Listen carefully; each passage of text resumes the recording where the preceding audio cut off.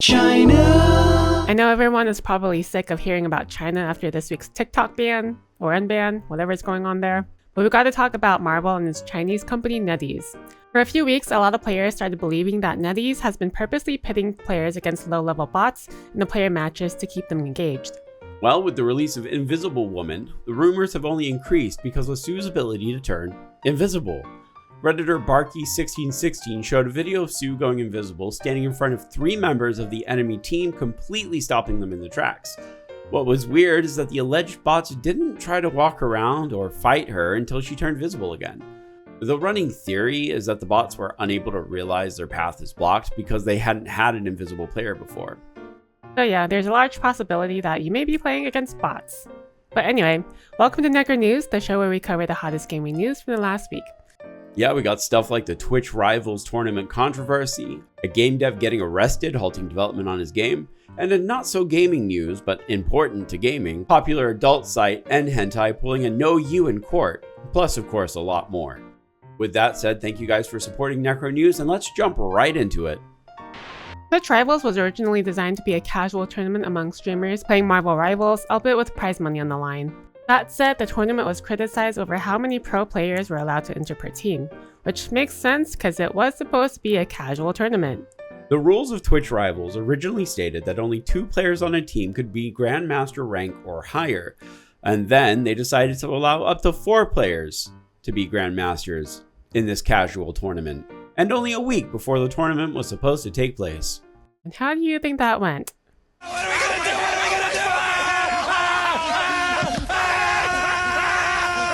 To be clear, we're not hating on the streamers, as again, this was supposed to be a casual tournament. The high amount of pro players joining the competition meant there would be a lot of one-sided fights. Twitch realized they probably shouldn't piss off their source of income though, so they reverted their decision, which would have been great if they didn't do that in less than 24 hours before the tournament began. The teams who had 4 Grandmasters suddenly had to tell 2 team members to leave and replace them with capable teammates.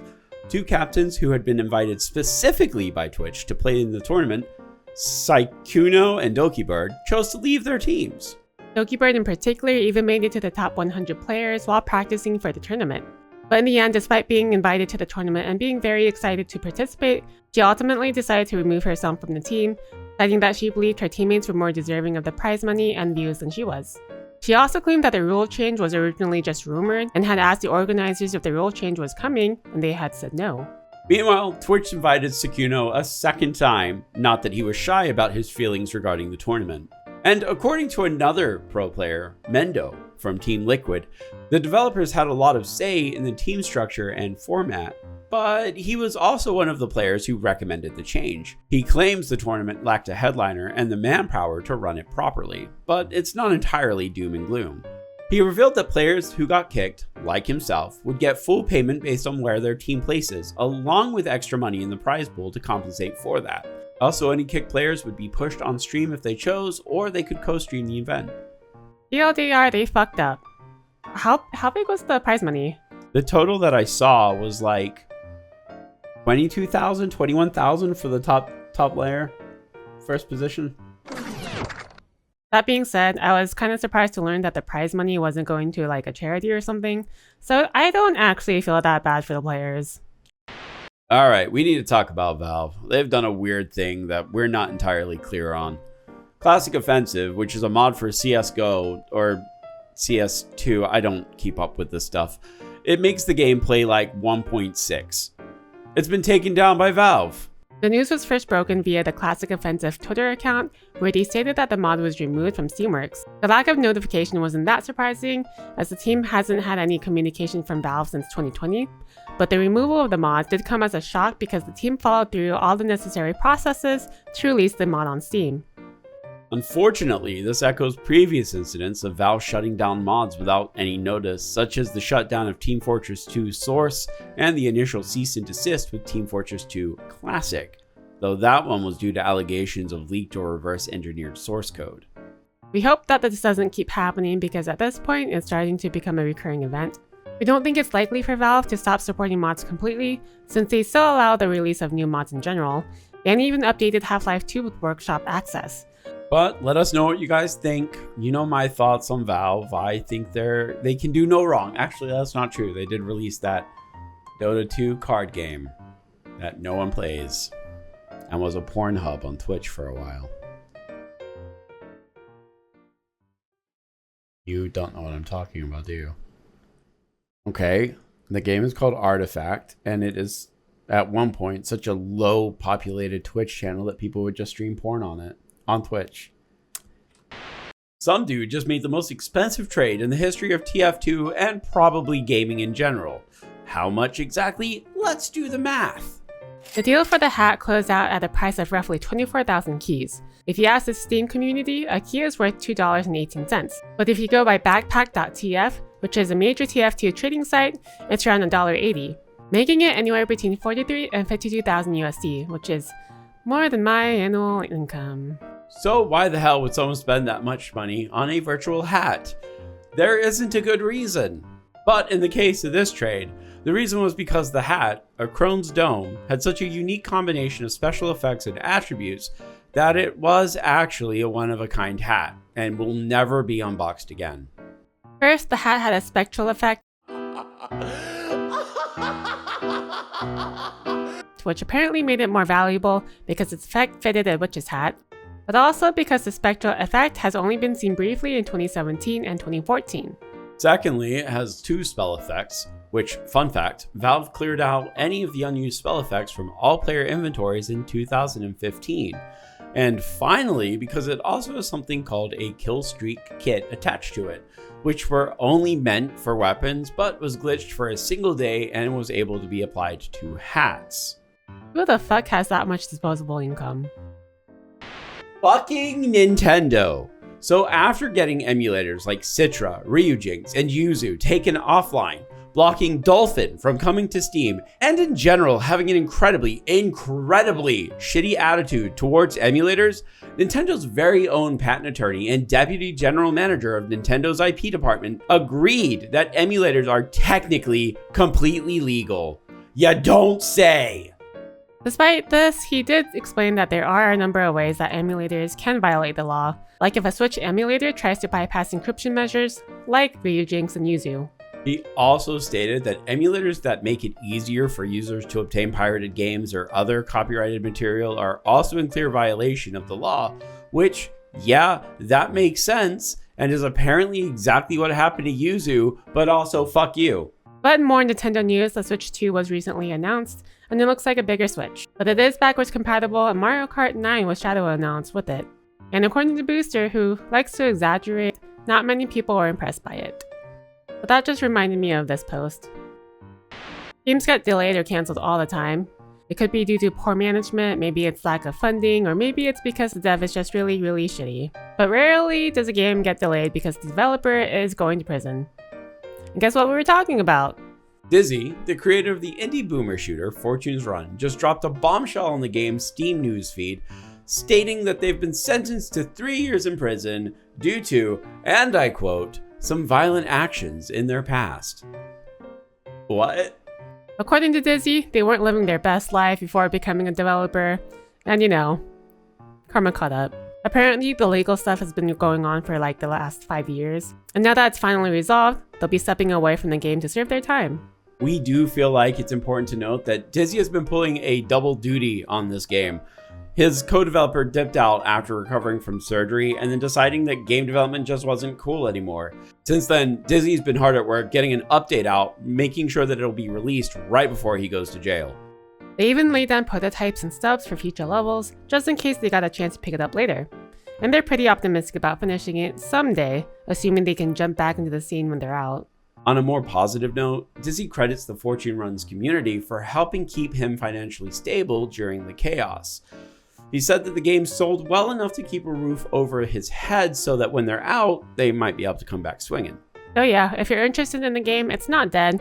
It's just gonna go on a 3-year break. You can go ahead and check it out for yourself, but obviously, again, it's not getting any updates anytime soon. And to Dizzy, if you're watching this, good luck. Don't get shanked. Okay, look, we're not going to do this often. We are gaming news, but the result of this court case could have repercussions that stretch out towards fan translations of VNs and games like it. So we're going to talk about the website N-Hentai, which I'm going to call NH for the sake of YouTube leaving us the f*** alone. Just leave out the f***. Alright, fine. Happy? Let me give you some background. The company, PCR Distributing, operating under brands like J18 and Just USA, decided to take NH to court, accusing them of hosting copyrighted material without permission. PCR is seeking millions in damages, wanting the user data of everyone who posts infringed works, and asking for the entire domain to be transferred to them. A move that NH pointed out would destroy a little over 500,000 pages worth of cultural material, most of which non-Japanese speakers would never have had access to otherwise.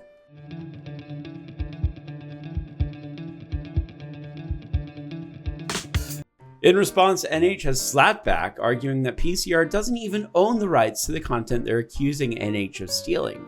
The website stated that PCR hasn't shown any legal proof that they own the works, and in fact, some of the copyright records just list Just USA as the owner, meaning that Just USA is a separate corporate entity with distinct ownership and operations, undermining PCR's claim of ownership.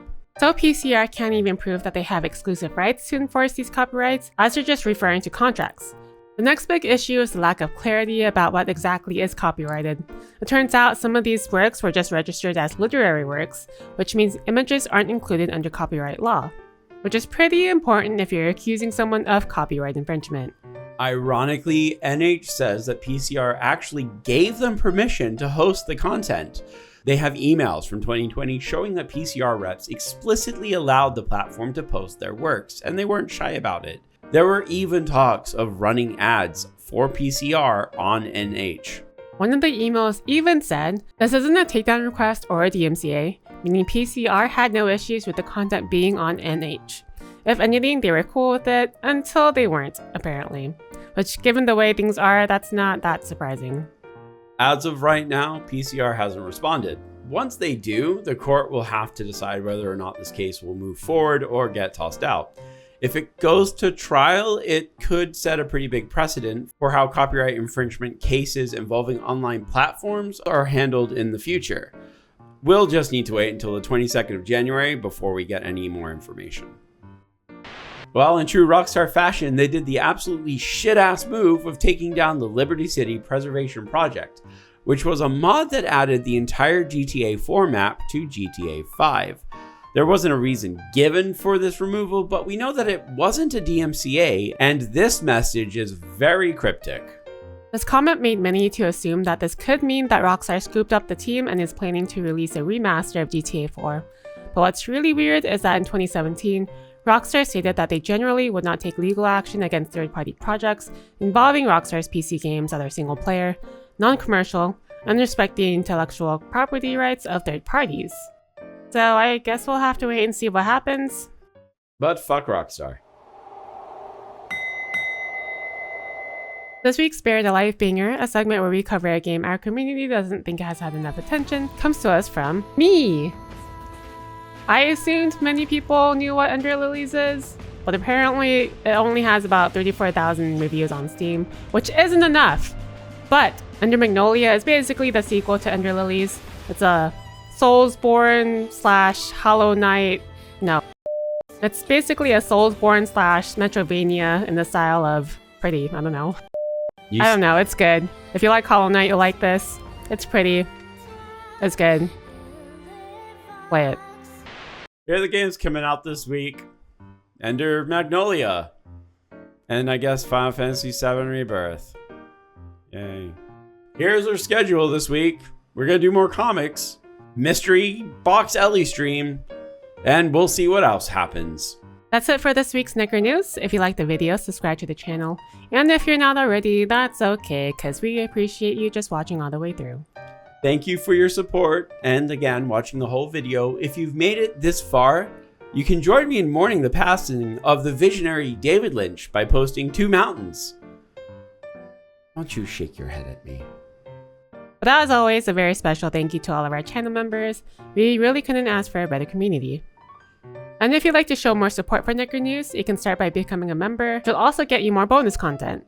But that's everything from us this week. So until next time, everyone, Goodbye. goodbye.